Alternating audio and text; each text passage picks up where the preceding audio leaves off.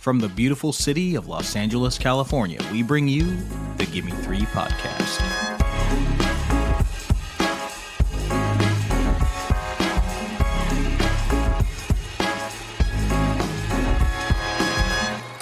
Hello and welcome, cinephiles, cinema lovers, and movie appreciators to the Gimme Three podcast. It's the podcast where we pick one theme and we discuss 3 films based on that theme. As a warning, we will be going deep into these films, so consider this your official spoiler alert.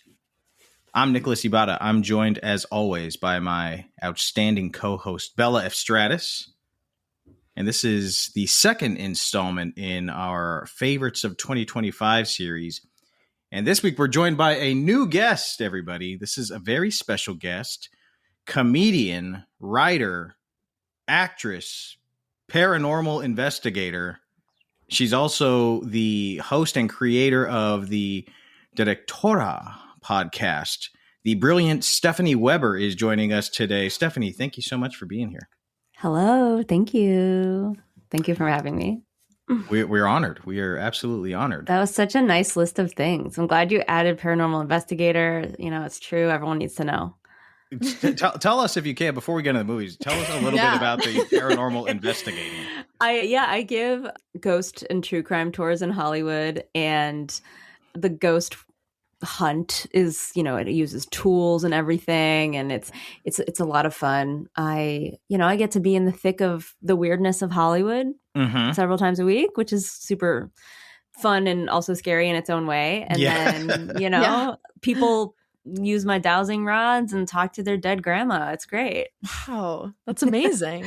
All kinds of things happen. Sid Grauman of Grauman's theater fame came through once. I know people are already like, she's crazy, but came through once on some communication to tell me to stop telling people that his theaters are haunted because it's bad press. So it's just the kind of stuff I can offer to the public. That's amazing. That's some really good stuff. That is good stuff. But also, is it bad press? Maybe it's good press. Yeah, I think that he didn't think he was dead in this. Oh. So he's like, I don't know why you're saying everyone's dead. Like, I'm alive. I'm in the theater right now. It's like, yeah, I know you're in the theater. You're there forever. And this is the Egyptian. But yeah. So that's the kind of stuff I can bring to the table. That is amazing. And then, Stephanie, if you can, real quick, tell us a little bit about your podcast. Yes, It's called Directora. It's from Grab Bag Collab Network. So a lot of it is behind a paywall. The second season is in March, but it focuses on the history and contributions of women in film. Just a huge history nerd. So I was like looking for a podcast like it, and I couldn't find it. And so I made it. And this next season is going to be really fun because I'm focusing on actresses who became power players in Hollywood. You know, they became producers, directors, screenwriters, video executives, things like that. So it's really fun because this season has like Lucille Ball, Mae West, Ida Lupino, just a bunch of the really like heavy hitters. Love. That is amazing. I am. Yeah, so I'm reading all the books now, writing all the scripts. Big Lucille Ball fan, big Mae West fan. Oh my God. Yeah. I was watching some of her movies recently, like She Done 'Em Wrong. And it's like, God, she's just so funny. Like it's nonstop. Like she would be funny today. Like she'd be funny today. Right. If you put her in the movies today, she would be an instant like, oh my God, this is top notch A-list. Yeah. Everything. Yeah. I love it. So yeah, stay tuned. Like and subscribe. I'm also doing like an Oscars history segment on social media leading up to the Oscars. So if you're like, I hate podcast listening sucks, I'm listening to this one and that's the only one I can handle, then, you know, you can just follow me on social media and watch the little clips that I'll release. Boom. There you go. Yeah. Awesome. Where can our listeners follow you on Instagram just so they... Oh, yeah. The podcast is at Directora. I hope it's _pod or pod. Try all of them. Try them all. Directora pod. And it's on TikTok as well. But yeah, I'm not funny on Instagram. So if you follow me personally, you're just going to get like a cat running around or something like that. But I'm at Steph Eloise. Yeah. Amazing. All right. Well, let's get into the films that we're discussing this week. Last week, We discussed some freaking haymakers, heavy hitters of 2025. We had One Battle After Another, Sinners, and No Other Choice, which was completely left out of the Oscar nominations, shockingly. That is wild. The nominations this year, they're interesting snubs. Oh, they're always interesting. I was really surprised not to see No Other Choice. Yeah, me too. I wasn't. That was my favorite movie of last year. I'm just never. I think the surprised. foreign films were that was a really hard category this year. It was. Those are some very good movies. It was stacked. Right. It was stacked. All right, but this week we got some bangers also, and Bella is going to start us off with our first film. Our first film is one that I think not nearly enough people are watching and talking about. This was my second favorite film of last year, a triumphant breakout performance and debut feature film from writer, director, and star Eva Victor, immediately marking them as someone to keep your eye on in the industry. Introducing Sorry Baby. Eva Victor stars as Agnes, a young professor working at their alma mater, professional success that also doubles as a constant reminder of a traumatic experience kind of tied to the school just a few years earlier.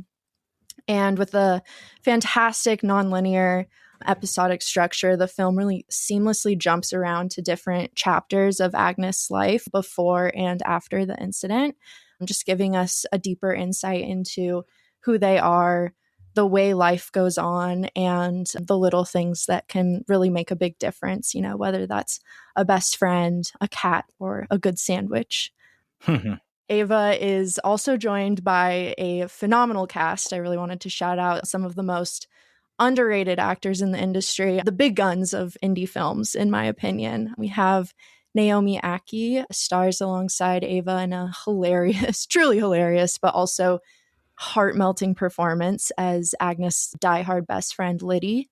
We also have Lucas Hedges playing Gavin, Agnes' next-door neighbor, kind of turned lover, a good kid with a somewhat awkward but also very gentle spirit. Not to mention Kelly McCormack as Natasha, this perpetually jealous and really not so nice colleague. She's so good. So good. Oh, I love her.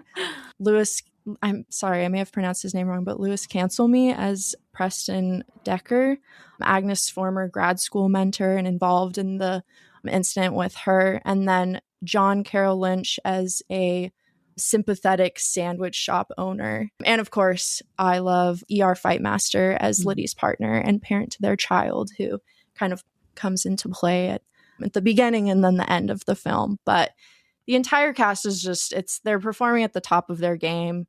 Nothing is lacking. Even the cat, Olga, is killing it. One of the best scenes in the film is her peeking her cute little head out of Agnes' jacket in the grocery store.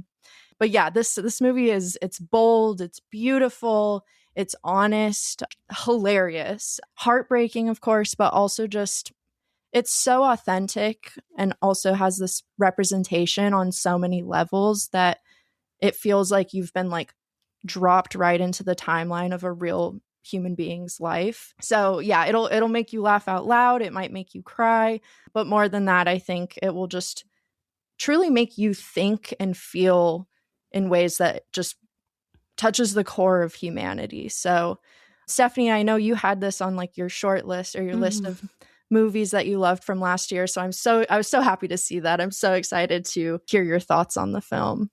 Oh my gosh. I thought it was just so unique, you know, in that, okay, I watched it on an airplane, which is always a fun viewing, right? Oh yeah.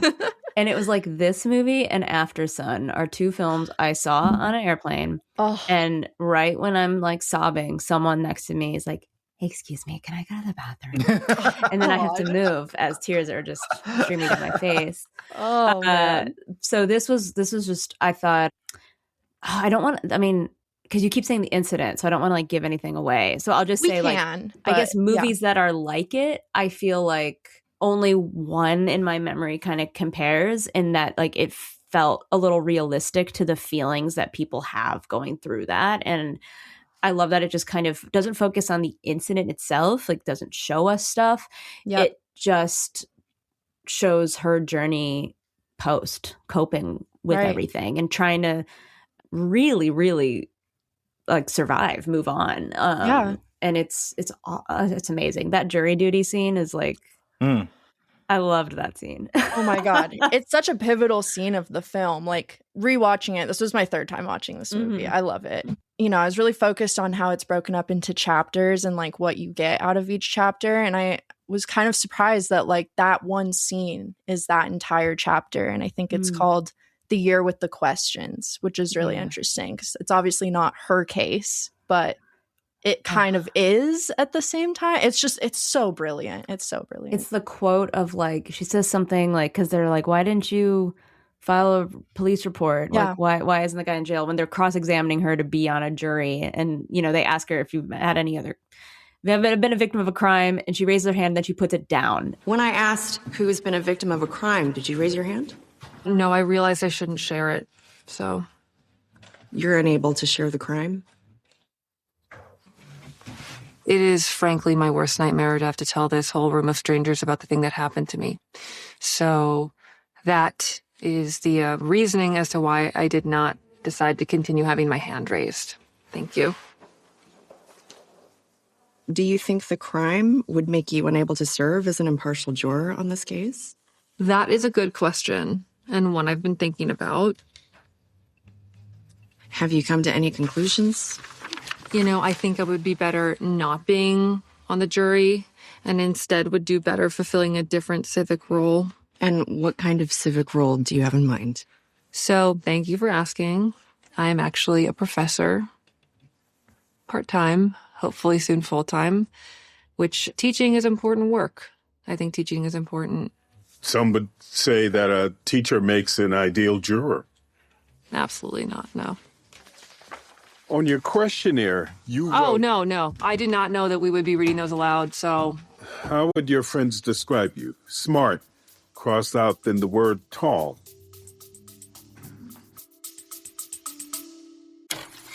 Don't go anywhere. We'll be right back.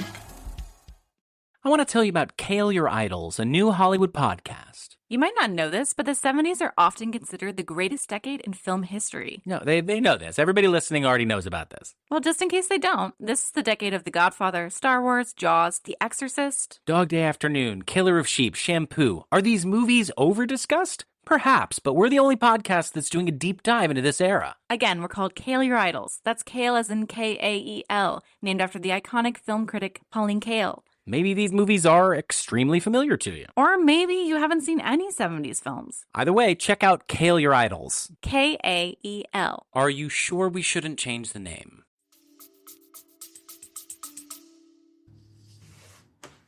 If the crime you were a victim of makes you biased, we will dismiss you. Could I get in trouble for telling you? Why would you get in trouble if you were the victim? I don't know. The law makes no sense, in my opinion.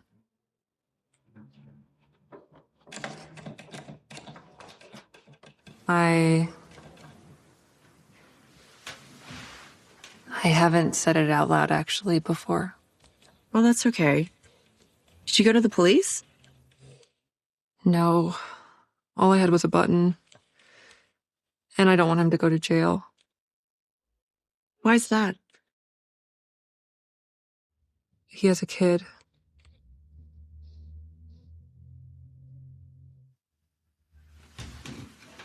I want him to stop being someone who does that.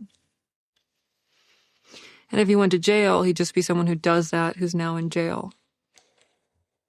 Wow, that just was so like so empathetic and also just so layered, and that pain is like in there, but in that pain you're still like, I just wish that you just weren't a person that did that. Is like, oh my God. Yeah. Wow, it was beautiful. Nick, had you seen this before? I had, yeah. We saw it. We Okay. saw it on the big screen when it came out, and just rewatched it. And I think this is a movie that really gets better with the rewatches because there's such a incredible amount of attention to detail in this film, where things happen, little performance beats, the books they're reading, you know, things like the mouse and what that symbolizes. But both Eva Victor and Naomi Ackie's performances on a second viewing, there's just like so much more nuance that maybe you didn't pick up from on the first viewing because, well, on the first viewing, I didn't know like what the incident was. Like I kind of went into it blind. So knowing what happens on that second viewing as they're telling the story, you know, out of chronological order, the performance just become that much more impressive. And really the dialogue and the writing and how Victor kind of holds things close to the chest and chooses very meticulously when she wants to reveal certain things throughout the screenplay is really impressive, and multiple viewings really make it just tremendous. The writing, the screenplay is my favorite element of this film. It's like, it's so patient. It's so deliberate.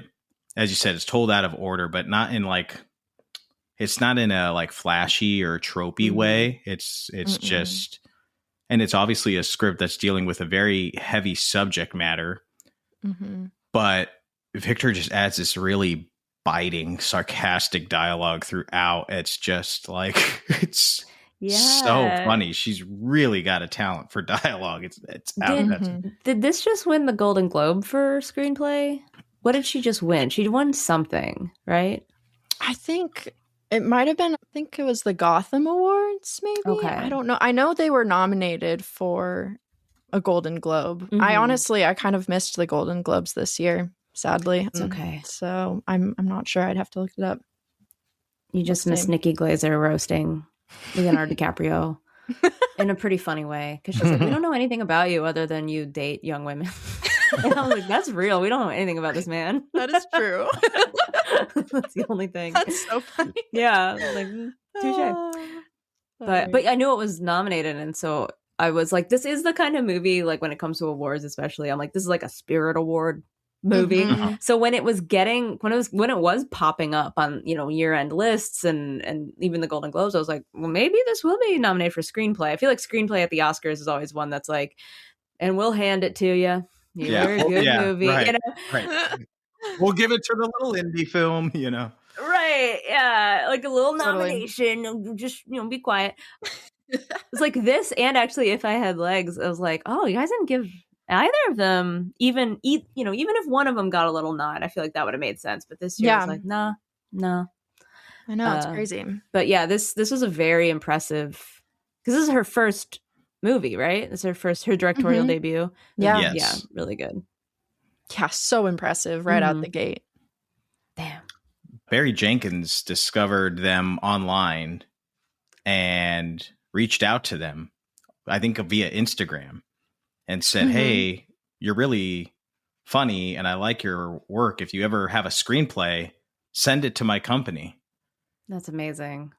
They did. Jenkins told them, like, you know, the comedy things that you do on your TikTok and all that kind of stuff, you are directing, whether you think you're not directing or not, but like the comedic timing that you show in those things, like obviously it's like, it looks like it's shot on a cell phone and stuff, but like the choices that they were making instilled the confidence in Barry Jenkins for him to be like, they've got something. That's incredible. Well, you can make a movie on your phone, you guys. I remember that. Sean Baker. Right. I just love when people say, you can make a movie on your phone. Like, everyone's making movies on their phone. Right. Look at TikTok every day. Everyone's making 30-second movies on their phone. Right. I mean, like you said, Nick, maybe one day Barry Jenkins will see your TikToks and suddenly you'll make a movie. Well, I'm not on TikTok because I'm old. You're not missing much. Yeah.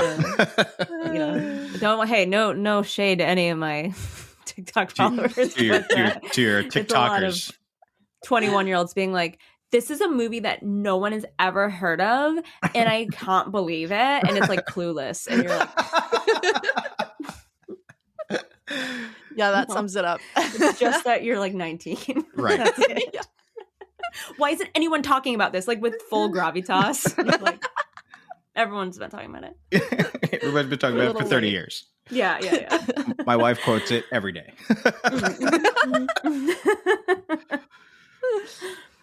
I just want to shout out my favorite scene And it's the scene that includes one of my favorite actors, John Carroll Lynch. He plays the sandwich shop owner who helps Agnes out of that anxiety attack. We're closed. You can't park here.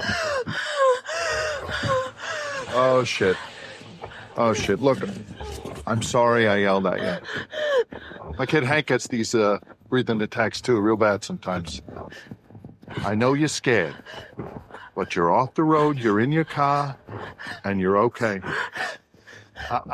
I'm going to breathe, and you breathe with me, okay? You just follow, all right? You ready? In. Out. 2, 3, 4, 5. In.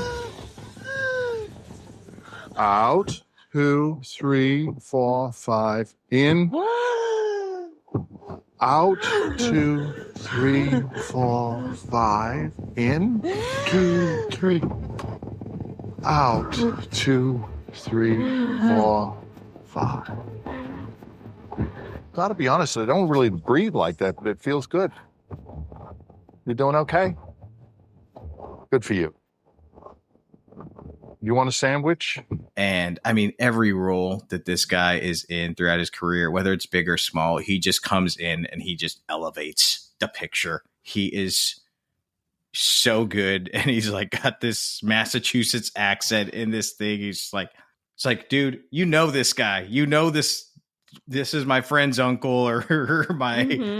It's so much authenticity in that performance. And it's such a like grounded scene, but it is also clearly like a shifting moment for Agnes. Yeah. So it's really strong, enjoyable, and he's so so lovable. Moving. He's such a good actor. I had watched The Invitation for the first time, like right before I saw this too. And he's in both. And The Invitation's a horror movie if no one's seen it. And he is so calm and scary in that movie. And so to see him go from that to this where he's just so kind, he's like, you know, just a regular guy, but he's lending his ear. Like, man, this guy can do everything. He's so good. It's so funny you say that because The Invitation was the last movie I saw him in before this as well. Yeah. So I had that same kind of experience of like, oh God, it's this man. Yeah, he shows up, you're like, someone's going to die. Yeah, exactly. I was like, oh, fuck. And then immediately you're just like, I am so calm from this man's presence, which is amazing. Yeah, he's so good. And the cat, of course, the cat brings so much cute joy into Agnes's life. There's like this light that sparks in them as soon as that cat enters the picture. And that's real. That's what cats do. Cats do be bringing the heat with the joy, you know. They do. They bring that heat.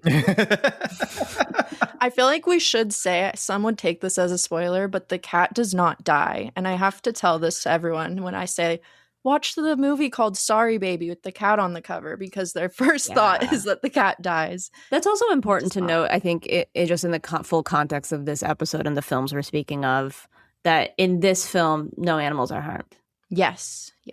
Yeah. We'll get to some animal harming later. Yeah, right. That's what I was thinking of. I was like, oh. Later on. Yeah. Later on, yes. Not now. Yeah. Not in this movie.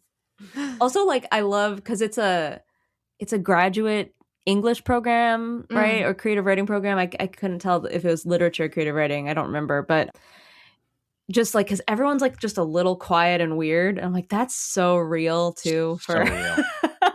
Creative writing. Yes. Kind of like that. Kelly McCormick just plays them like she's so believable that she would be in your tiny liberal arts grad school program, competitive and strange, like trying to bring you down for no reason. Like that felt real. Yeah.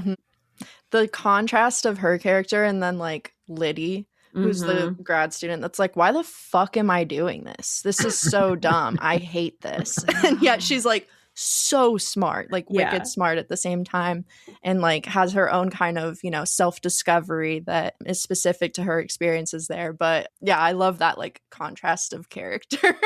So good. Yeah. Any other final thoughts on Sorry Baby before we move into our next picture? People should watch it. I'm excited to see what Eva Victor does next. It's just such a strong debut that it feels like anything's possible from here. You know, it's really cool. Absolutely. Either as a writer, director, Exactly. or an actor, Mhm. I am just looking forward to seeing them continue. Yeah. Anything they touch, I will watch. I will consume. So Definitely. I'm seated already. Mhm. yeah. Whatever you have next. I will also shout out Lucas Hedges because I love him. And every time he shows up in a film, I just like my heart grows a little bit. It was good to see him because seemed like for, I don't know, it was like 2 or 3 years ago where he was in like every other movie that came out. He was. And then he like went away for a little bit, probably because he was like needed a break. Yeah. But it was like fun to see him pop up in this. So you're like, hey, I hadn't seen you in a while. Good to see you, buddy. A fantastic return to the screen. Very memorable performance. A very nice performance too. This movie just like for heavy subject matter, it's just nice. Yeah. You know, like I was left feeling moved and like I was in good hands. It was just really nice watch. Yeah. And even like down to the humor, like, you know, the scene might start off with something really heavy, but by the end, like you literally are grinning. Like the amount of times I caught myself with a full grin on my face watching this movie, I was like, that's special. And I'll say like contrast this with After the Hunt, if I may, and you can edit this out if you're like, we don't want to reveal anything at all. When it came to the subject matter, like I was so tired of things that were like rehashing doubt or something. You know what I mean? I'm like, I think we've been there, done that. Yeah. Or like doing like a revenge plot. Yep. And so this was real and refreshing in the way that it was like, we're just going to focus on like this person who this happened to and going through it, which felt it was just so necessary. No shade to After the Hunt, but the stupid movie. No. No shade, no offense, but stupid. But stupid, I'm tired. But no, I totally agree. This felt fresh in its approach to the subject matter and its authenticity, and it's authentic. That's a good word. It did feel authentic. Yeah. It's just, let's not try and inject and impose form and like activity into this situation. Let's just be with this character who's gone through this thing and feel what they're feeling for a little bit. Sorry Baby. It is streaming currently on HBO Max. Please check it out. It is absolutely worth the watch. And as I mentioned earlier, worth a rewatch. So check it out and let us know what you think. If you just want to sit down and watch the forests, Train Dreams is for you. Train Dreams, a title that made me laugh so much that I watched it, but it's not a comedy. Like I just kept being like, Train Dreams, like what? It was like a 5-year-old's movie. I Become Choo Choo Man. Sounds like the title of a Bruce Springsteen album. Right. That either one. Tom Waits is about to sing a song. It's directed by Clint Bentley, and who wrote Sing Sing, or he co-wrote Sing Sing, and then the co-writer for this directed Sing Sing. So like those two know each other. So it does have that kind of vibe if you saw Sing Sing, where it's very like person forward. It's focusing on, it's based on a novella, which I hadn't read, and I think people that did read it maybe have a different view of it, but it just follows 80 years of this man's life in the American frontier, essentially. He's like an orphan that lives in Idaho, like middle of nowhere. He starts working on early railroads, and we follow his life through like, I would guess like early 1900s until his death. And you see just how, of course, time passes, but that's also like a time period in which there's so much technological advance, and you see how this sort of like isolated country man who was used to just like building a cabin out in the woods and hanging out with railroad men deals with all of that on top of everything else. You know, he falls in love and he has a child, and there's a terrible tragedy while he's away working on the railroad. And it's like, it sounds so simple, and it is so simple, but it just brings you through kind of, I guess, like the full trials and tribulations of one person's life. And by the end, you're thinking about what it means to live, what it means to be alive, and all the things that you experience and what matters. And the cinematography is the most beautiful of the year for sure. It is absolutely beautiful. Like things just look like paintings, the way that everything's shot in the forest and everything. Or like there was scenes like from inside his cabin where, you know, a door's open and so you see the scenery on the outside, and it was just so beautiful. So it's a movie that's like beautiful and it's easy, but then by the end of it you're like, wait, no, now I'm thinking about life. Now I'm having an existential meditation, you know. So it's just a really lovely film. It packs a really big punch. It's quiet, it's like understated, but it is at the same time, like you were talking about, it's just like got this, it starts talking about or makes you think about like the interconnectivity of the world and how everything's connected. It's just like, my God, it's very psychological and heady, but not in a... It's nature. Not in a French way, you know? Not in a French way. It's an American's version of that kind of French film. Yeah, an American existential movie's like, what if you're in the woods? Yeah, what if you're in the woods and then, you know, you died? True. Actually, true. I should say Joel Edgerton is the lead here. I really like him. I've been on board with Joel Edgerton. I think It Came at Night. He directed it and he starred in it. He might have even written it. Oh, wow. That movie like got me on the Joel Edgerton train. I always feel safe if he's on screen. Like, okay, we're in a good movie. And Felicity Jones too, who plays his love interest. But I think like one of the unsung performances of the year is William H. Macy in this movie. Yes. He plays like an old man that he meets in the railroad. And he's just like a rambling old man who's been there, done that. He's sharing all his stories and he feels so real. Like it felt like he transformed into this other character, and it feels so easy. Like he's just in it. I feel like, and obviously no offense to all the Macy heads out there, I feel like I've never thought of William H. Macy that hard. And then I'm watching this movie like, he's incredible. What an incredible actor. Yeah. I agree. He's so convincing. I'm like, wait, is he 200 years old? Yeah. Like, I think he did live this life. I think he did just like set off dynamite in the woods for a while. Y'all going on to another job, or you quitting for the season? I can't decide. I'm never happy when the job ends for some reason. I just feel itchy inside. That's because it's rough work, gentlemen. Not just on the body, but on the soul. We just cut down trees that have been here for 500 years. Upsets a man's soul whether he recognizes it or not.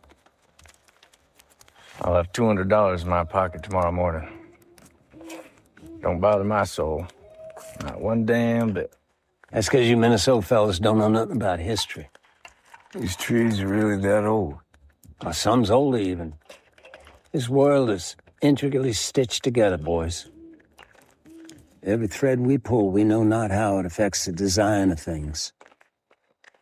We are but children on this earth, pulling bolts out of a Ferris wheel, thinking ourselves to be gods. That's horseshit. I've been to Washington, too. Cut all up through Canada and back down again. There's enough logs for us to cut for 1,000 years. And then when the last one's cut, first one will be growed up as big as anything around today. I remember thinking the same thing when I was a young man. They're the same thing. And when he leaves the picture, like you feel the hole that he leaves, not just in the movie, just with his energy and his wisdom and stuff, but you could feel it in the main character. Like he kind of lost a father figure. I kind of love movies like this that also remind you how hard life was, like in early America or different rural or pioneer America, because like, yeah, William H. Macy's character dies at a very easy accident, but I'm like, yeah, that probably happened to people all the time. A tree branch falls on your head and now you're not the same anymore. Right. Like, right. it's just small things like that. Or there's like a giant fire and your whole cabin burns down, and everything's made out of wood, so like everything you knew is gone. Like, there's just so many things like that I'm like, God, this is I don't think I would have lasted. I'm not gonna like dig a hole, like, or whatever you have to do back then. I'm not gonna make my own house. Yeah. I'm not gonna do that. That's hard. Yeah. But they are. Last week we talked about No Other Choice, and I think these two films really talk to each other. Not just with like, they're both about, this one's about cutting down trees for industry, and that one's about taking trees and turning a paper industry. But it's about like working people trying to battle with like the morality of their work in an immoral time, and then trying to just like carve out a space for themselves in a world that really is moving way too fast and doing everything it can to leave them behind. Yeah. And like providing for your family and yourself. I mean, it was, and the way that it deals with too, because I kind of forgot when you said morality, I was like, oh yeah, there was a character who dies early on at his job, and he feels a lot of guilt that like he didn't step in or try to help in some way. And that guilt follows him forever. And that also felt like so heartbreaking to be like, at the end of your life, are you still going to see this ghost in this moment that, who knows if you would have been able to do anything, but that one action guilts you forever, and he didn't necessarily do something, but it's that he didn't do anything. Right. And that just really like resonated with me. I was like, damn, man, that's tough. Yeah, I mean, you ever feel guilty about something, and sometimes you'll just like it comes back, and you're just like, God damn, that was like in high school. God damn it, tiniest thing. Yeah, give me the tiniest thing, and you're like, why do I still feel bad about something that happened when I was 9 or whatever? That's tough. It's a good one. And no trees were harmed. I read that all the cut down trees they made them. They were props. They're like I think like fiberglass and stuff. So cool. Another thing where the living things were not harmed. Love it. Don't worry, folks. We're getting there. Don't worry about it. It was, man. I mean, and that, or the irrelevancy that can come with technology. Because at one point, so like, we should say he goes, does this logging and making the railroads and stuff. And at one point, he goes back out on a job, and everyone's got chainsaws, and he's just got his saw, and he's like, I don't know I can't do this. I don't have a chainsaw. And these guys are just cutting things down like that. And there's no camaraderie anymore where they're all working together and talking together. And I know it's like, I've never cut a tree down in my life, but looking at that, I'm like, this feels like right now. Like, this is how I feel, where I was like writing for websites forever. And now I'm like, oh, those jobs don't exist because of AI. Like the technology just comes, and everything that you knew or the way you knew how to do it is just gone in a flash. That moment when he's trying to start a chainsaw and he can't figure out how to get it started, and some young whippersnapper dick comes up and he's like, this is how you do it, and he calls him like old man. Old man. And Edgerton just like he does this like walk away that is so sad and so heartbreaking. It's a silent performance moment that just ripped my heart out. I was like, God damn. Yeah, Edgerton's performance is, maybe I just haven't been listening enough, but I feel like I haven't heard enough praise for it, because there is a simplicity to it that maybe goes unnoticed, but it's one of those that I think is actually even more impressive and powerful. Like you said, Nick, like even just in the way he walks in certain scenes, like he's so in his body. It's such a physical performance, because he's also kind of just like a quiet character. Like you said early, Stephanie, like it's so bound in nature and like kind of like isolation as well. And he's not the type of person who like talks to himself. Right. So you just have to watch his face go through it. You're just sitting there like paying attention to every detail. And yet looking back on it, I was even kind of surprised how little dialogue he has, because I felt like I was like hearing or understand every word of his emotions, if that makes any sense. No, for sure. And at the end, when he's told you better hang on to something, and then you kind of, even just talking about it is like, oh my God, it's so small and it hits you like a truck. That like what happens just in that one thing where he like goes over all of his memories, and you're right there with him. It's so beautiful. You talked about nature, Stephanie, when you were kind of giving your introduction. If you like hanging out in the forest, this is a great movie for you. The way that they photograph nature in this movie, it is so just grand. It's not like a backdrop. The nature is not a backdrop. It's not a setting. It's really a character in this movie. There's a respect and a love for it, and not just in the themes, which are apparent, but the way they shoot it. They shoot it like a character. They shoot the way that they shoot their characters in relation to nature, it's really impressive. And the DP, they said they used, like, for the most part, all natural light when wow, it's beautiful. Yeah, it feels like that, like similar to what you were saying with the painting. Like, it's like the kind of thing you'd see in a museum. I was surprised to learn that it was not film either, because I read that the DP really wanted to shoot it on film, but they shot this in like 27 or 29 days, one of the two. I know of the movies we're talking about, I think they were all shot in that time frame, which is kind of wild. But he was like, well, there's not enough time to do that, so he shot it digitally, but it looks like it was shot on film. It does, It's really beautiful.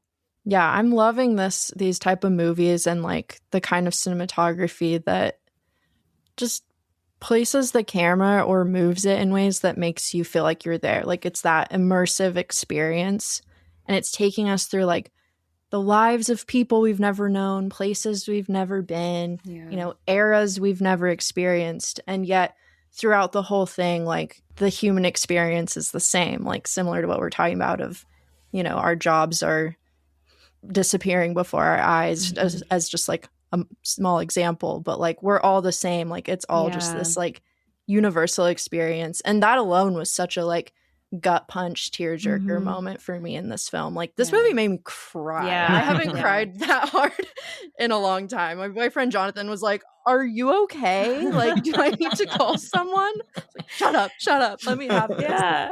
Both of these movies, like the ending, I'm just like, it got me got me good. I'm just wiping tears from my eyes.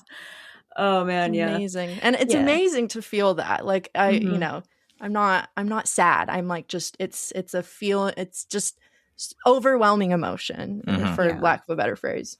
Yeah, powerful, very powerful.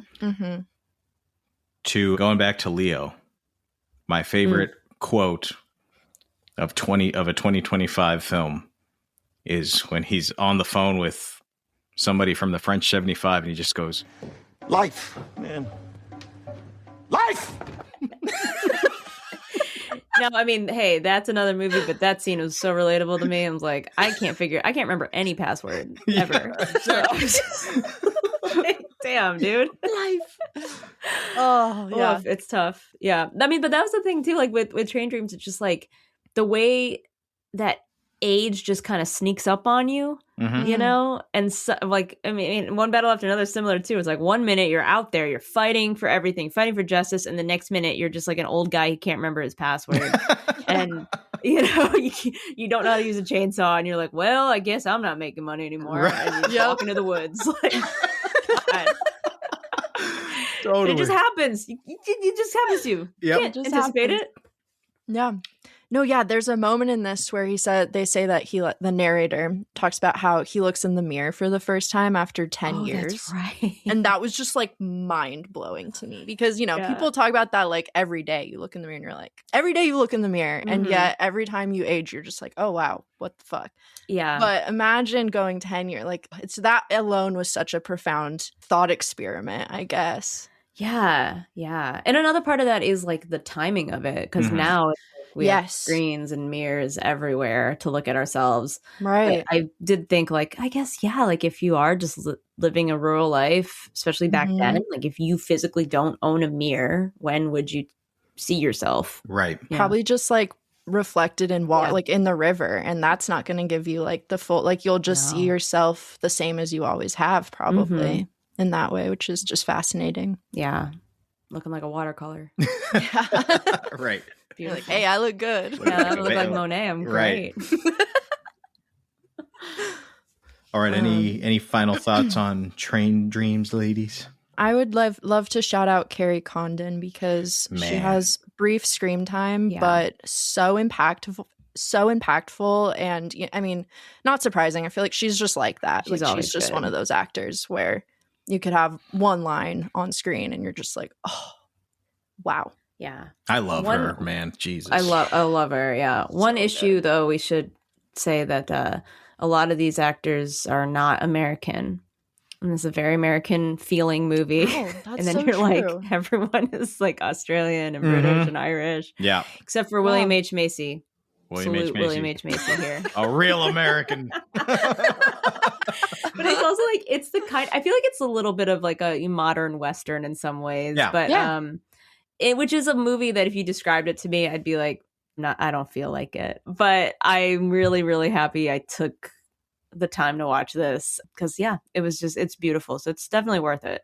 Train Dreams, it's streaming on Netflix. If you ever in your life see this film come up in a repertory theater or something, seeing it on the big screen was breathtaking because of how gorgeous it is, and the score is out of this world.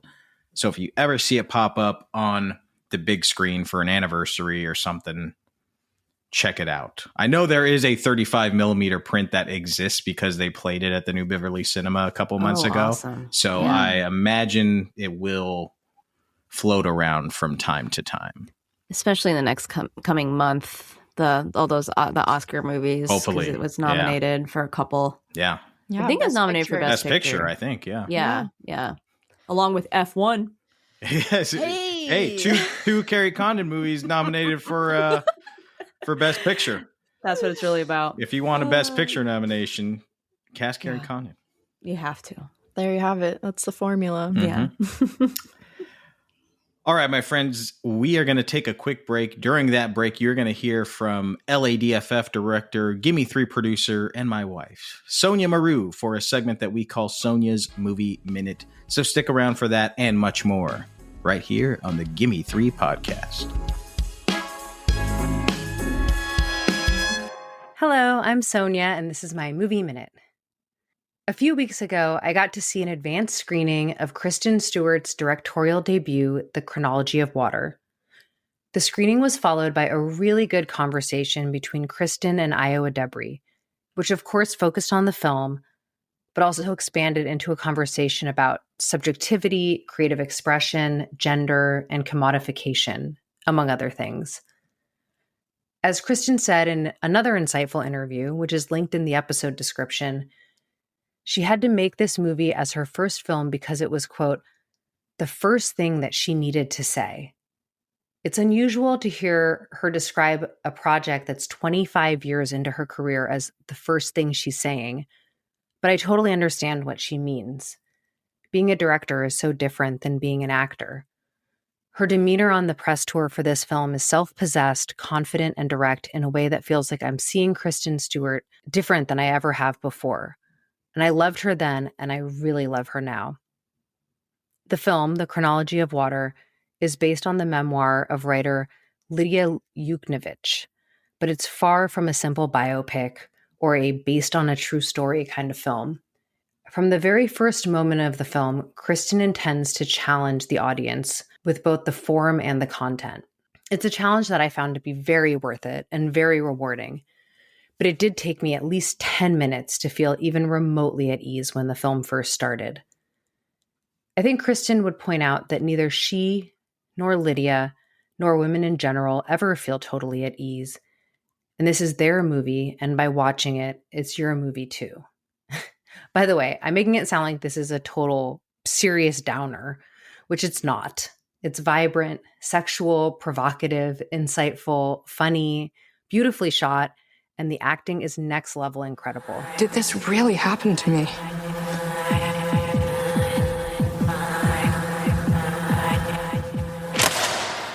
I don't know.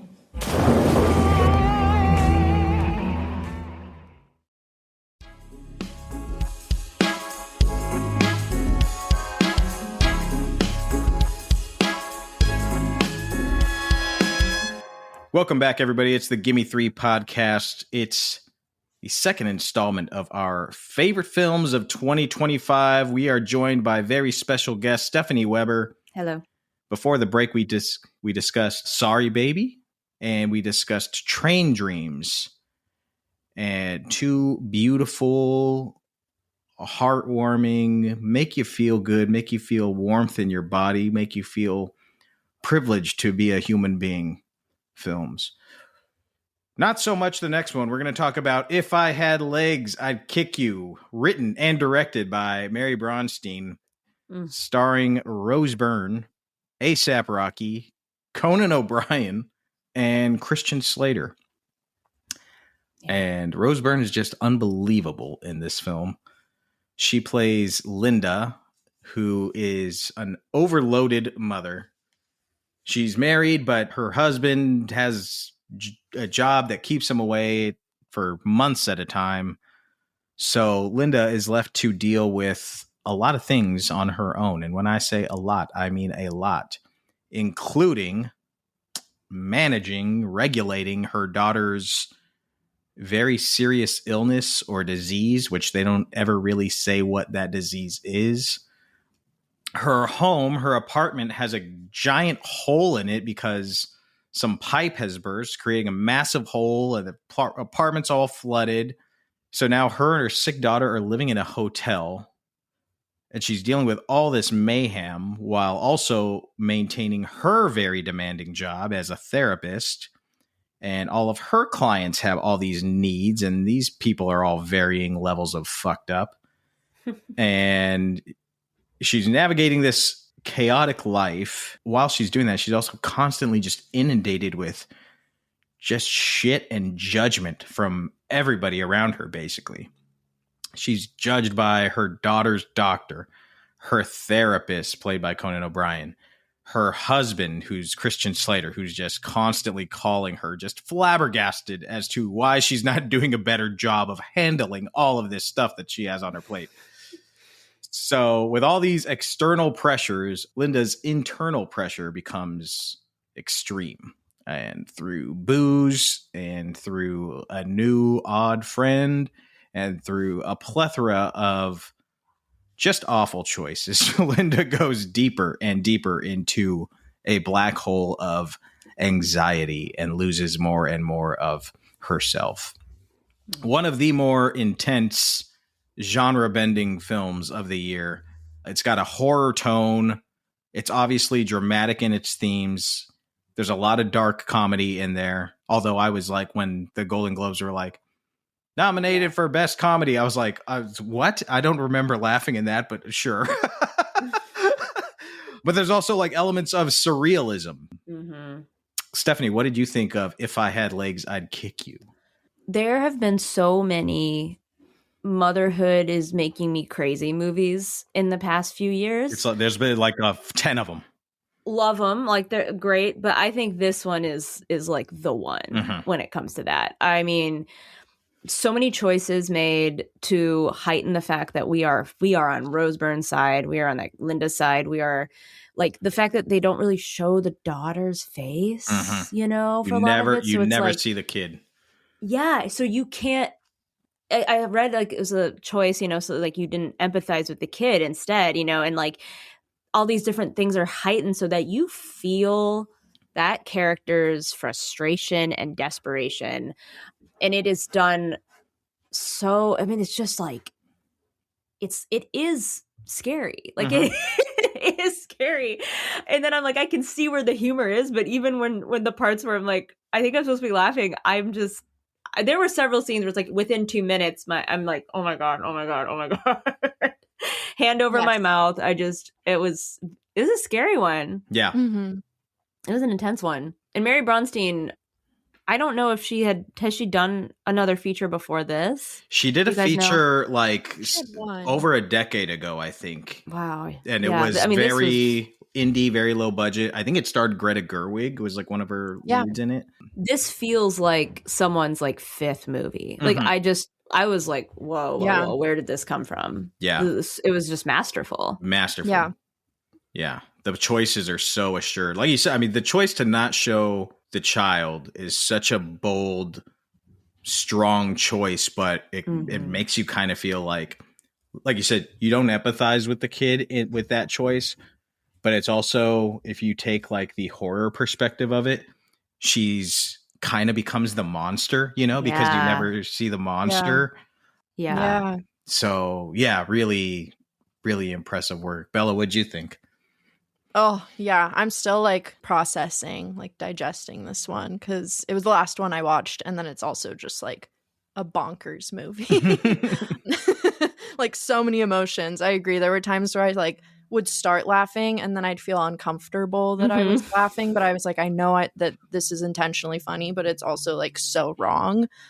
But yeah, Rose Byrne, man, Rose Byrne, she is just hypnotic. And going back to like the motherhood making me crazy, I agree. I think this like is a standalone film in that I was listening to an interview with Mary Bronstein and she was talking about her frustrations with seeing like the hysterical woman. Yeah. And I loved that this film and Rose Byrne's performance doesn't fall into that, especially, which is crazy because she starts the film at 11, like she starts the film at breaking point, and you're just like, whoa, how the fuck are we gonna, like, where are we going from here? What she does instead is she's like angry, which I love. Like, if anything, she's angry and she's fighting tooth and nail, and it's like more of like a war. And even at the very end, it's this like fighting desperation. Like she literally has a fist fight with the ocean, which is just amazing. Which is like a whole, and so because I was like the whole symbolism throughout. I'm like, what is this like? Is it the feeling of like there's a black hole in her life, like everything's sucking her energy, and then to go into the ocean like that, and like that's its own sort of. You don't know what's underneath. You don't know what's there. It's vast. It's huge. It's going to overpower you. And like you said, there she is fighting through it because that's all she can do at this point. Like everyone puts shit on her plate like throughout the movie. Yes. And no one is really being like understanding. And you feel that the whole time. It's really well done. I'm not a mom. I'm not. This isn't supposed to be what it's like. This isn't it. This can't be it. Just say something. Not everyone can do it. I can't. Do you have any kids? Do you have a kid? Hello! Why won't you talk to me? Why won't you help me? I know what you're doing, and I can't have it. Like you feel that frustration, and then it's also like a frustration to the point where you want to cry. Like there's that scene with her and her therapist, and she's like, I just want someone to tell me what to do. And it's like we're watching this woman who has so many responsibilities, so much pressure, and then we're kind of like watching her revert almost to like her teenage self, which is also really fun to see because there are like little physical characteristics that like tell you who she was. Like she has like her hair shaved underneath and she's got like tattoos, and you're like, who was this like young person before she became a mother and before her kid got sick and all these things. Being like, someone tell me what to do is so... It's relatable. Yeah, it's so relatable. Like when things too. are so hard, I can't tell you how many times, like if I'm super stressed out or overwhelmed, or like, you know, I feel like I've even said that to therapists before. I was like, I just want someone to tell me what I should do, what I do. And then I was like, I can't do that. I'm like, why what is my copay for? Yeah. Totally. Please, can you do this like one time? So that just felt so real. And like as a mother, I mean, she's supposed to know the answers, you know, like you're supposed to be the one that has everything under control. And it's when you said rage, I thought that was really interesting because like that's very palpable. And then I saw an interview that Mary Bronstein was talking about the hamster scene, which is like the most visceral in my brain of this movie. And she said it was, you know, based on a real experience. And then just like her talking about how she doesn't think you should have rodents as pets. She's very against that. Her kid really wanted one. She finally relented and gave her one. And then she said like, the hamster was keeping me up at night. It was doing like monkey bars. I remember she described it as like the hamster was getting buff and like she hated the hamster. And so like this hamster was like her enemy in her head. And then you can like hearing her talk about it, even I could still hear like her annoyance. Like, oh yeah, you completely put that in the movie. And then I realized like that's the whole movie. Like every tiny annoyance she had raising her kid or being a young mother, she put all of that in this and just heightened it and made it bigger. That I mean, that's how you do it. It's great. That's how you do it.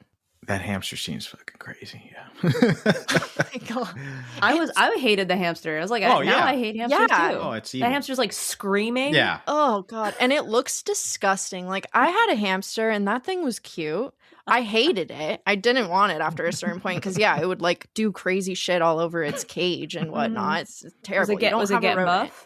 Yeah, I think it was. I don't know. But yeah, you hate it from the get. Like you guys said, you're on her side, which is not always like in the right, but you're also like, I get it. Yeah. And I think it's hard to do, you know, you have the unlikable female character problem. Like so much has been written about this. Roxane Gay has an amazing essay about this. If anyone's like, what are you talking about? But that is such a hard thing to overcome, especially like when you're like, well, that's the point of the thing is like she's put upon, she's upset.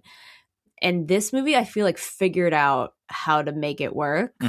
And that like, I was never once like, ugh, I hate her. I'm like, I get it. Yeah. I get it, Right. You know, because we're all shitty. Yeah.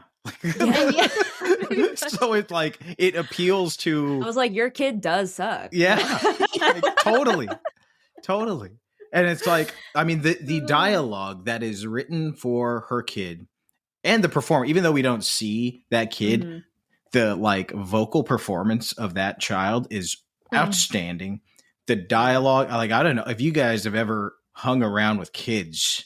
I mean, these things. Sorry, These things. you hear these things? You hear these things? I will take that out.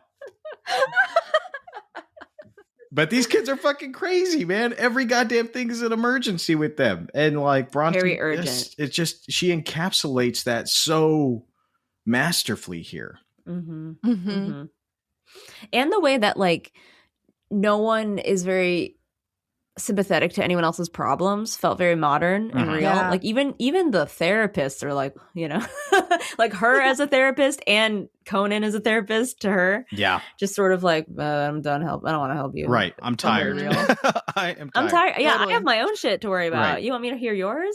Yeah. But like you said, it is that it deals with the mother who's overwhelmed, which we've seen a lot of recently, but this one it felt different. It felt on a different level. But like that woman who's put upon, and I think something that's kind of like different with this one is like she's not getting any sympathy from other women either in this movie. Like the doctor, like the other moms who are at the medical clinic that her daughter goes to are always like throwing her shady eyes, and the freaking person behind the counter at the hotel who's like always a bitch to her. It's like, man, she's not getting love from nobody. Yeah. And I wasn't sure, like, because I'm like, that feels very, like I said, modern. Like, there's just something about the, like, we're all in it for ourselves, like, judging one another, perceiving one another. And only my problems matter. But then there was also that extra dig at women not actually helping other women and feeling like, well, as a wife and mother, you should know better. Right. Well, you should be taking care of your kid better. You should have figured this out. You should have called the handyman. Like all this stuff that's like, man, that is just what the experience is like. It's tiring. Yes. And then for this character, she has the added layer of being a therapist because I love the that. doctor, I think Dr. Spring or some like goofy name like that, which I love, like, because she's not. She doesn't make you feel good when you see her. But she says to her, like, when she's, you know, criticizing her for not showing up to group, she's like, you know this. Like, you know, like, you have the brain and the education to know what your brain is telling you. So why aren't you doing it? And it's like, I get your point, but the way you're saying it is insufferable. Like, this is horrible. This is abusive.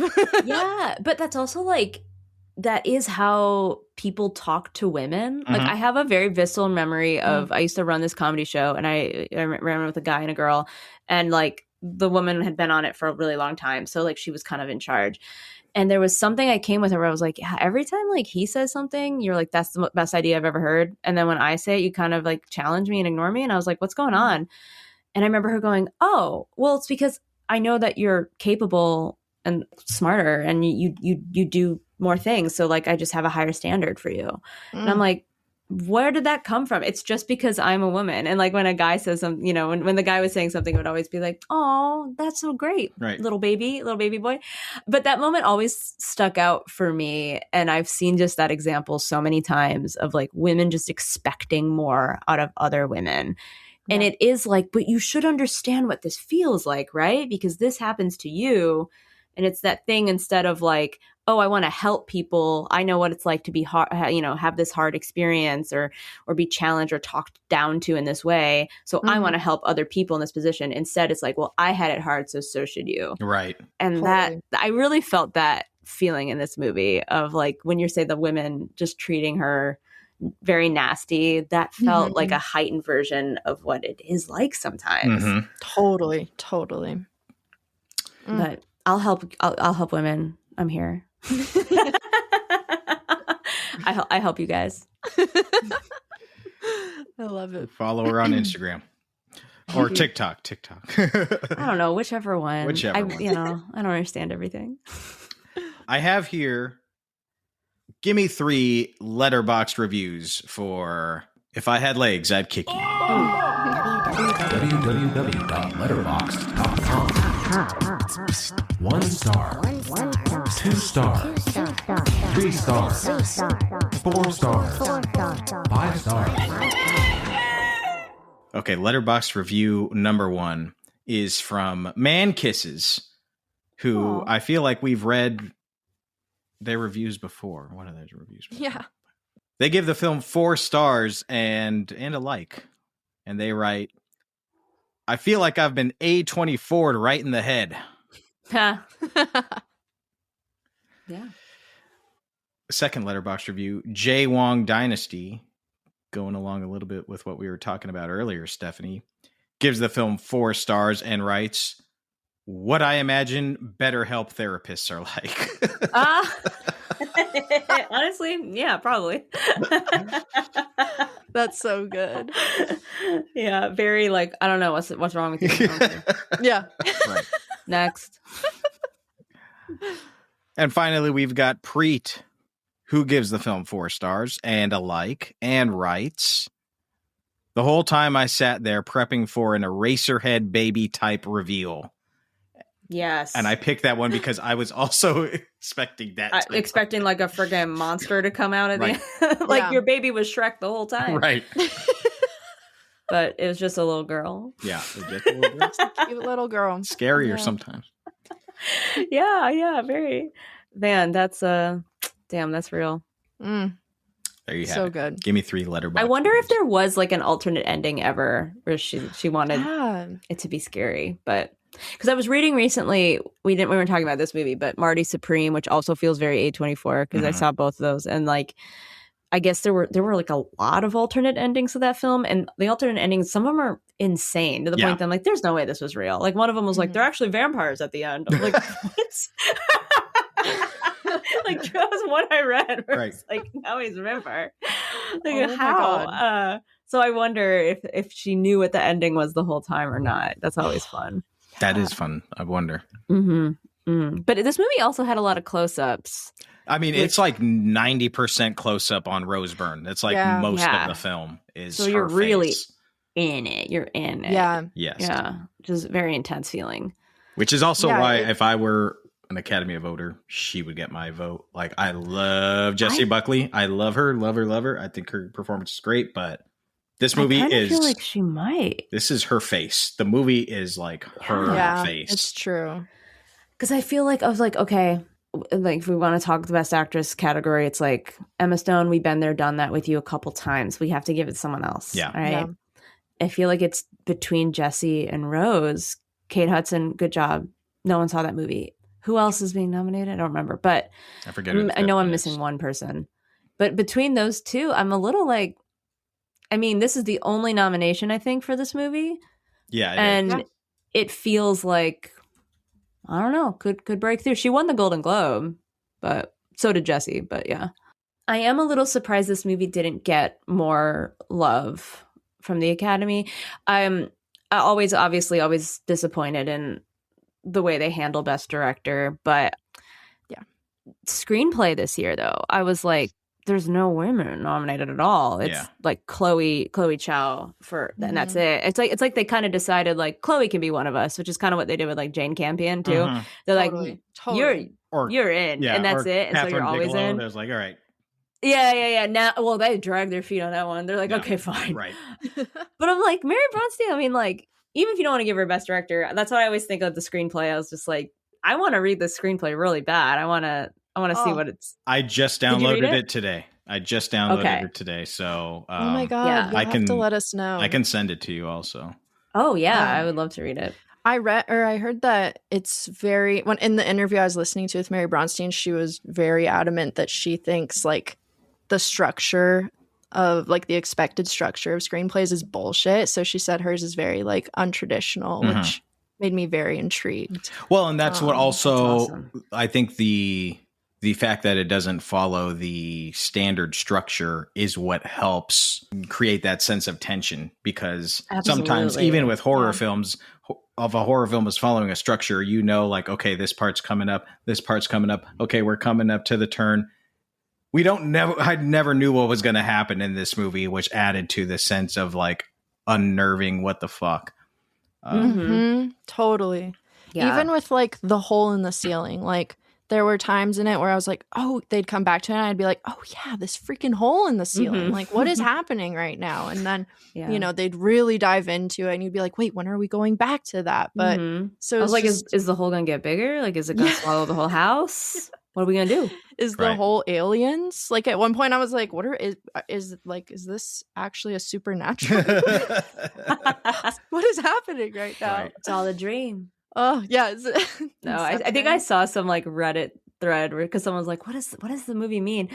And someone was like, I thought it was all a dream and that whatever. And then someone responded, that's the dumbest theory I've ever heard. And I'm like, all right, well, like people are so mean on Reddit sometimes. Like, oh my God. That's not the dumbest. It is. I'm sure there's worse. Yeah.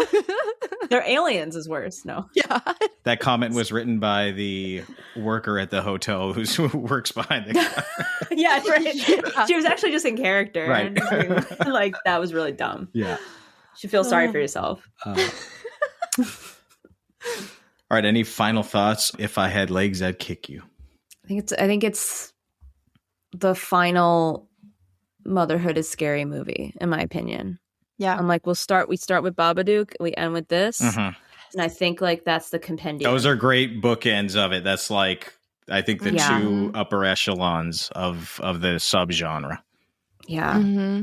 Sorry to Night Bitch, but I think this is doing it for me better. I enjoyed Night Bitch, but this is this is a little more. Yeah. Yeah. I'm also very excited to see if this opens more doors for Mary Bronstein to do more work. I want to see what else is in her brain. If she like keeps putting things from her life and channeling Yeah. into the movies. That'd be really cool. Yeah, that would be. I guess I never mentioned Mary Bronstein plays the doctor, that Dr. That's right. Spring. So That's right. she can also act. She can do it all. Oh, yeah. And so can Conan O'Brien. I didn't recognize him in this movie. He's not bad, right? He's really He's good.